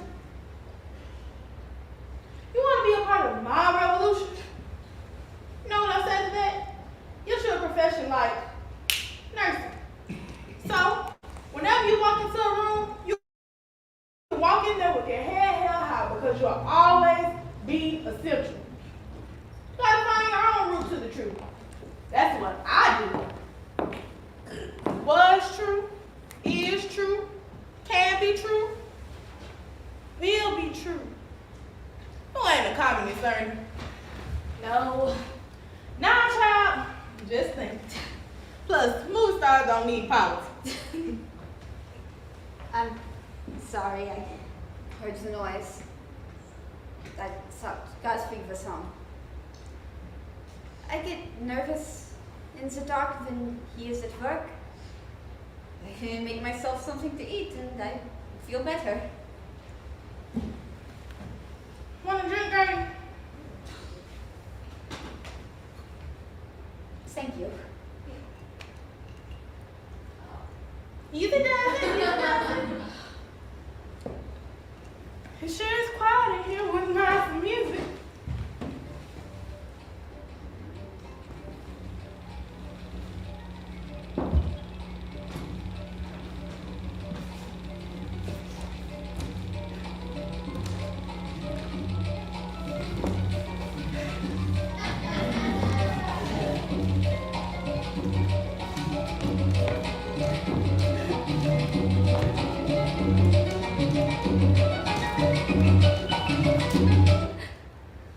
At least I wish they did that. But there they stood. Are you sure you don't want to drink? I should be getting some sleep. Really. Good night.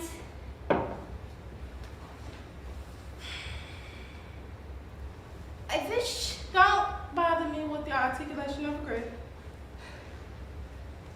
You seem tired yourself. Can you turn out that light?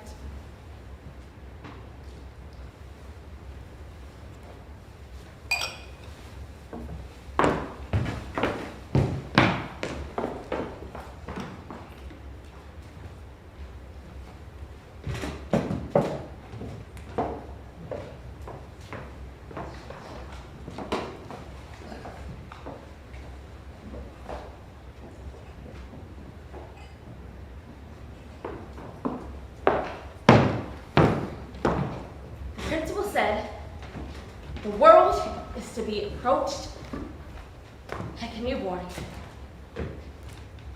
handled with care.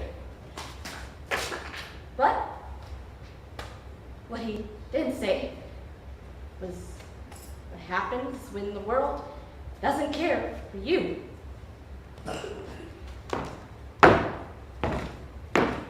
Surprise! I hope you don't mind if I take that diploma down to the job with me. I want to show it out to the boys. Just don't get anything on it. Better not. Look, your favorite cake, 3 layers, custard filling. But you gotta open the gifts first. Ooh, and I got a surprise for you also. Oh, not yet, Godfrey. I can't wait.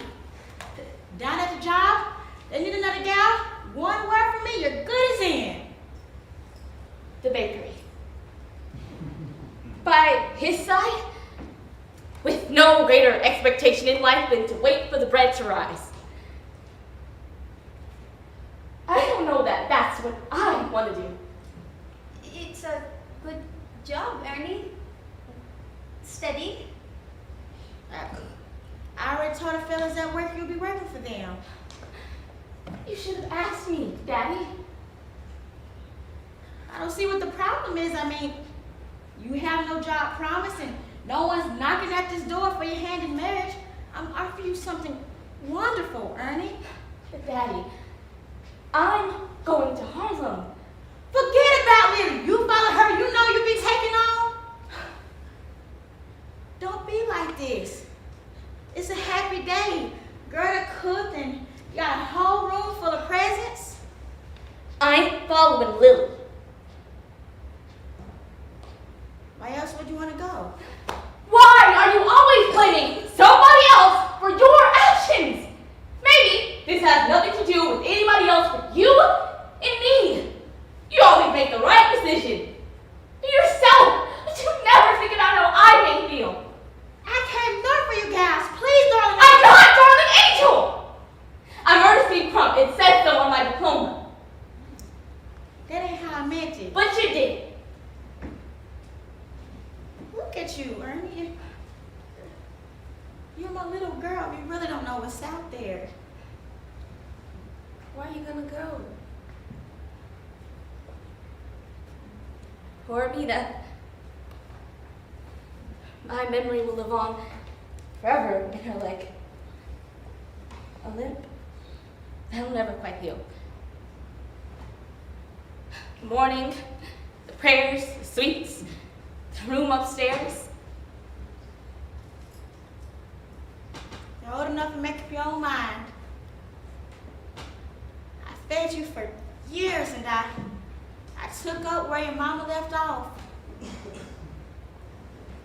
If you ain't happy, I gave you what I can give. Godfrey. She'll be all right. Let's go sit on the stoop, watch all the white girls in their graduation dress. Let's go to Coney Island and pretend to ride the cyclone. Let's go get some ice cream.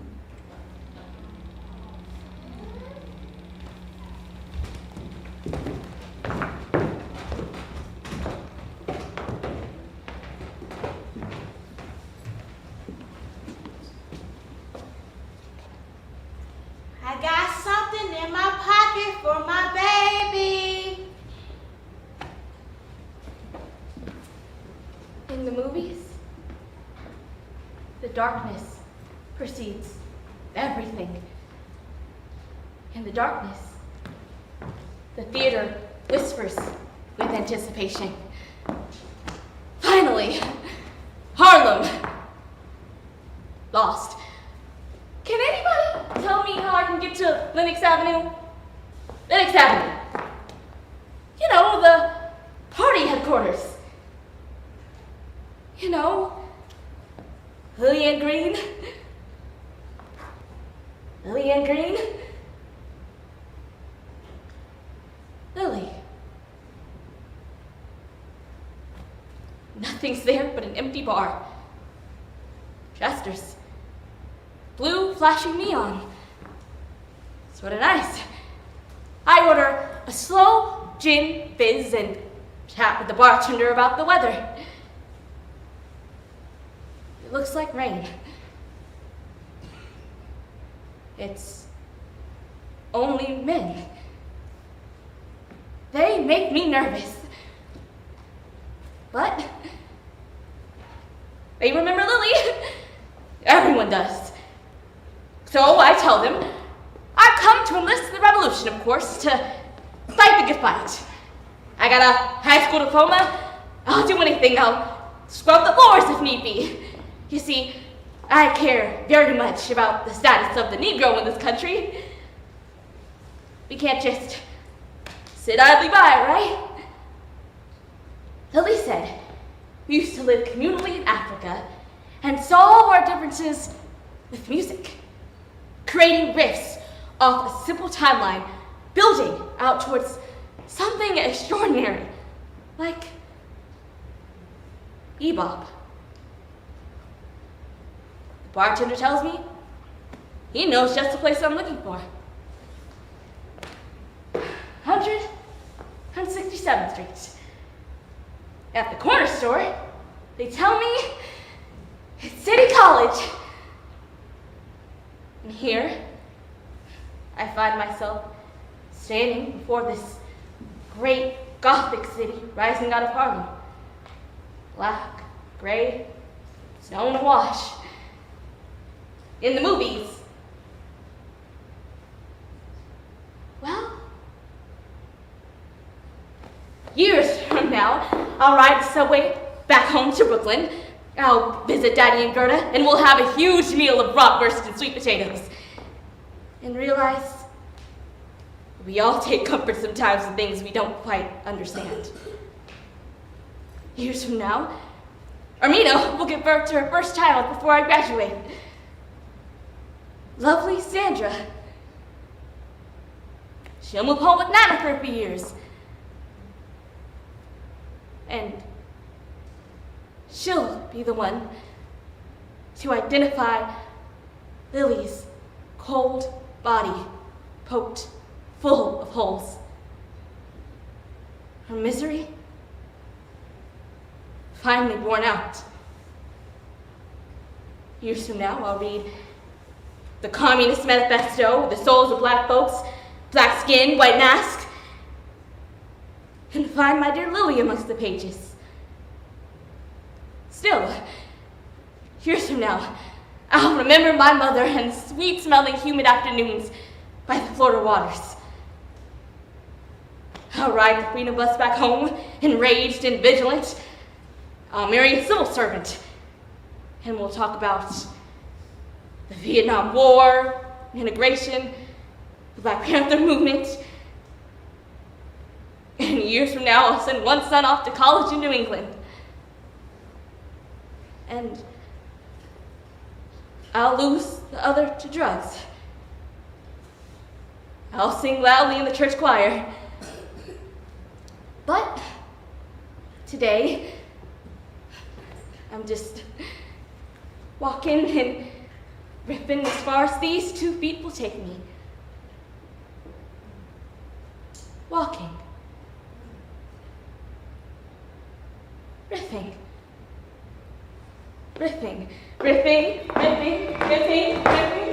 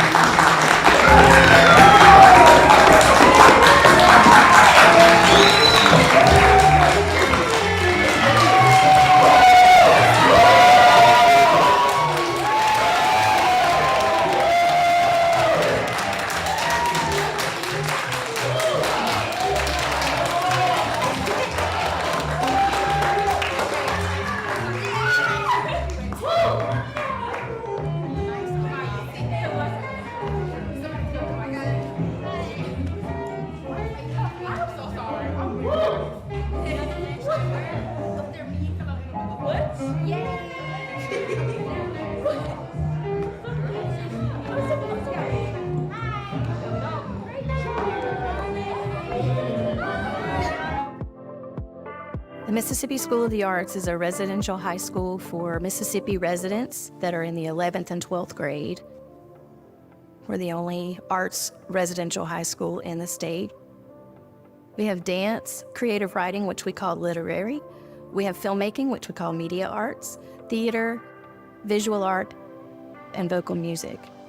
It's an opportunity for creatives to be surrounded by other creatives and nurtured in their art. To be in that environment, to be, just seems to make students who are creative by nature just blossom.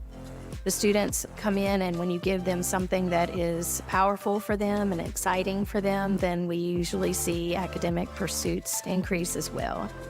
Our ACT score is one of the top 3 in the state. We have 100% graduation rate. Between 80 and 85% of the seniors that are graduating receive scholarships to go to college. The experience has been transformative for my daughter. Her ACT score has risen. Her leadership skills have blossomed. It's been the evolution of every aspect of her being. To audition for us and to apply is in the 10th grade year for any Mississippi resident. They'll apply and submit a transcript. And then they start in their 11th and 12th grade years. It's a 2-year program of study, and when the students leave here, they are well ahead of their peers in college as well as any arts programs. I'm a parent who I wanted to prepare my students for what was ahead. MSA is a huge baby step, if you will, in terms of the opportunity to be in a residential setting similar to a college. The school talks very heavily in terms of what they offer for both security and safety while students are here on campus. For me, I was all in. It's really important to us that our students feel like they are part of a family here. And so we have a really rich experience for the students when they're here, not only on our campus, but off campus as well. I would encourage parents to think about the growth of their child and what's best in their interest. It could not, for us, have been a better place to start. We really want MSA not to be the peak of their life. We want it to be the beginning of a major journey that they're going to be successful and find happiness and fulfillment in.